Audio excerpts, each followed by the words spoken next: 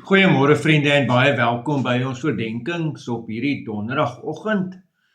Ja, dis maar nog steeds koud hier by ons. En ons is besig met, of ons begin nou by Lukas 10. En onthou nou gister se boodskap van Jesus se antwoorde wat half hard was op mense wat eers ander goed wil doen om hom voor hulle hom volg. En hierdie volg nou eintlik daarop.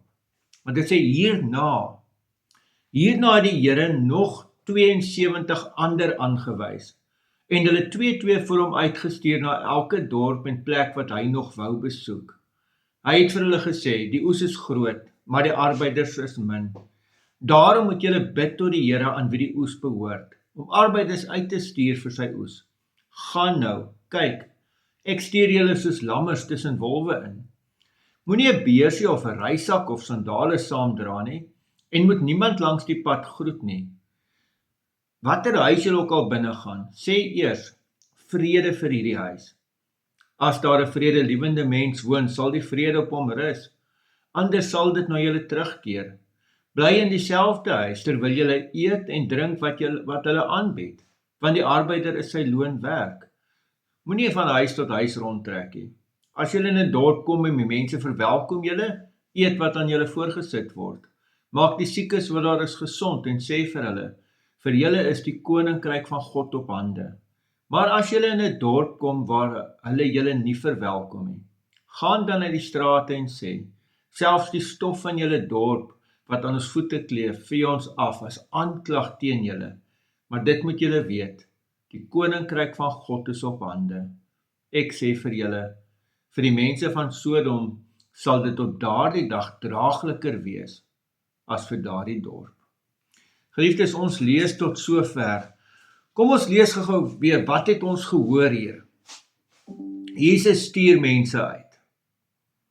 Nee, dit is krities, hy doen dit nog altyd. En dan sê hy vir hulle, hier is die probleem.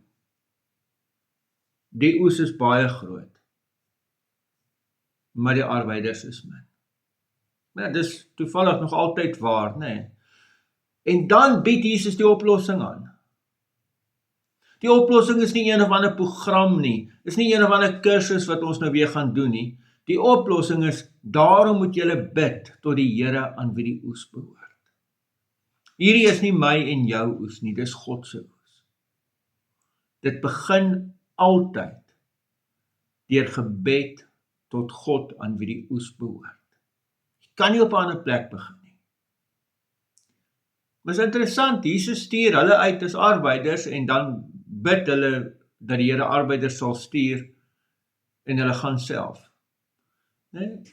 So wanneer ek en jy bid vir die Here, dan moet daar ook 'n stuk bereidheid wees om dit te gaan doen. En dan lees ons dat hulle moenie iets saamvat nie, né?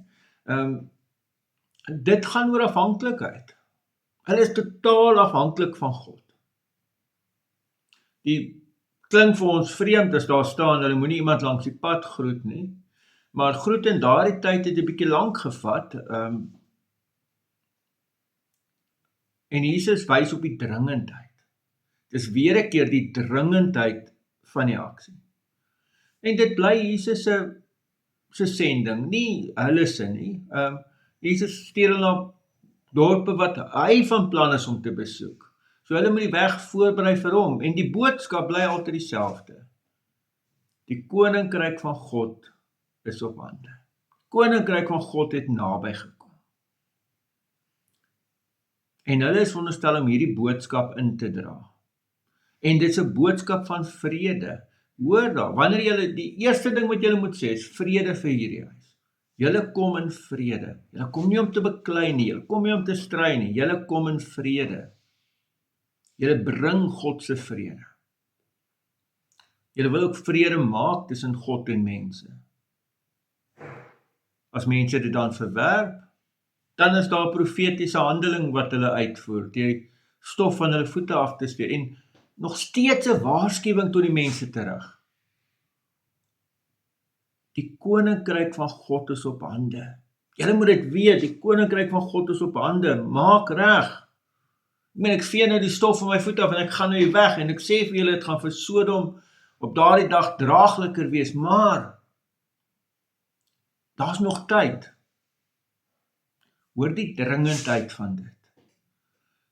So, vriende, as disippels is ek en jy gestuurdes. Dis deel van die pakket. Dis nie opsioneel nie, is nie met iets wat bykom nie. En ons het die taak om vir almal te wys en te sê en te leef dat die koninkryk van God is hier. Amen. Here almagtige God, baie dankie ook vir hierdie teks. Dankie dat ons ook dit vanoggend mag saam lees en Here gebruik ons. Gebruik ons in u koninkryk. En ja, Here, ons bid vir die oes. Ons bid dat u die oes sal inbring. In die naam van ons Here Jesus Christus. Amen. Vriende, mag jy 'n baie mooi en 'n baie geseënde dag hê. Totsiens.